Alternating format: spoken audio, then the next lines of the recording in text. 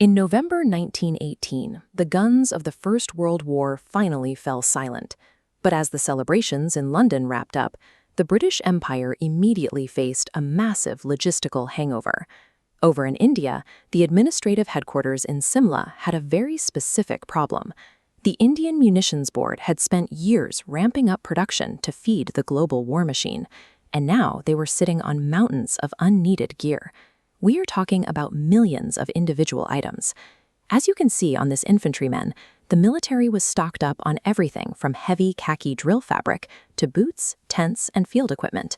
To clear out the warehouses, the Munitions Board sent out a letter in March 1919. They offered all these surplus textiles to other government branches, places like the local police forces, the forestry service, and the jail system. You might think a massive pile of free inventory is a huge bonus for a post-war government.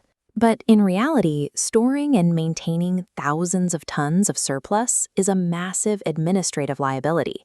Every day that gear sits in a warehouse, it costs the government money. So the board needed to move inventory fast. But the people reading that March directive completely misinterpreted the offer. Individual government employees thought the Munitions Board was opening a direct-to-consumer clearance sale. The official records show exactly how ridiculous this got. In this document from June 1919, the secretary notes that one district officer sent in official paperwork requesting just 2 yards of khaki cloth. A little further down, the secretary points out an official indent from a government peon asking for exactly 1 pagri. A pagri is a turban, like the one being wrapped here. It's a single, everyday piece of headwear. A man out in the provinces was asking the central military supply chain to mail him 1 hat. Suddenly, the headquarters in Simla was flooded with thousands of these tiny, highly specific requests from individual public servants scattered across the continent. The Munitions Board had built a macro-level distribution system to equip entire armies by the thousands. By forcing that system to process micro-demands from single individuals, the entire operation ground to a halt.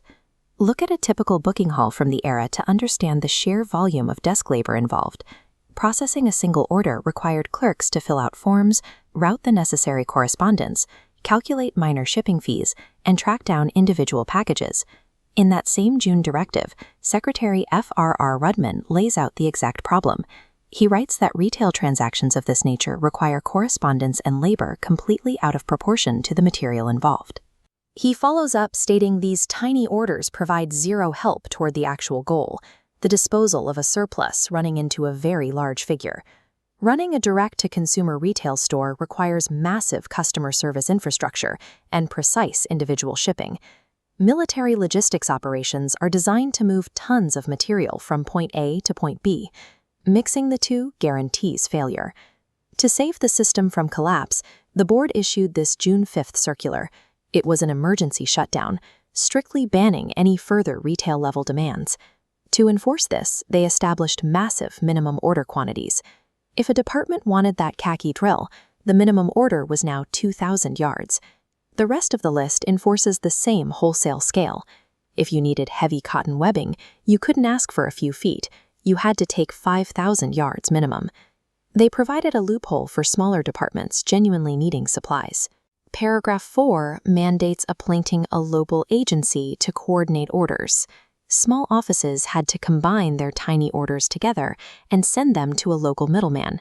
That middleman would order the bulk minimum from the Munitions Board and then handle the headache of sorting, distributing, and collecting payment locally.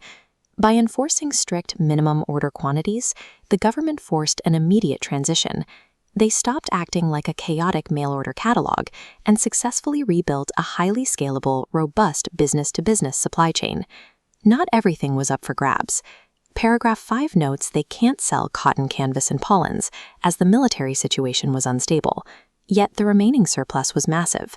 Paragraph 6 creates an entirely new branch to handle surplus clothing contracts. This new logistical doctrine quickly spread through the imperial bureaucracy. The routing endorsements on page 3 show copies of this order going out to the Soldiers' Board, Civil Supplies, and the Director of Industries to get everyone on the same page. With the new rules in place, the physical reality shifted. Depot workers could now focus on loading towering stacks of bulk sacks, moving freight by the ton. Building a continent-spanning war machine takes years of effort, but safely unwinding that machine and reabsorbing its output requires a highly complex administrative apparatus.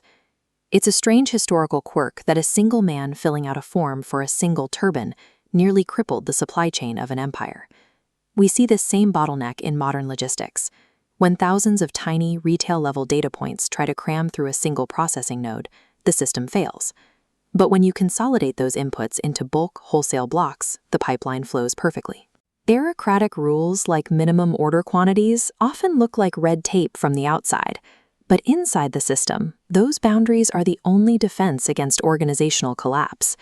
When you are faced with a massive, ocean-sized logistical problem, you cannot empty it with a spoon. Wholesale problems demand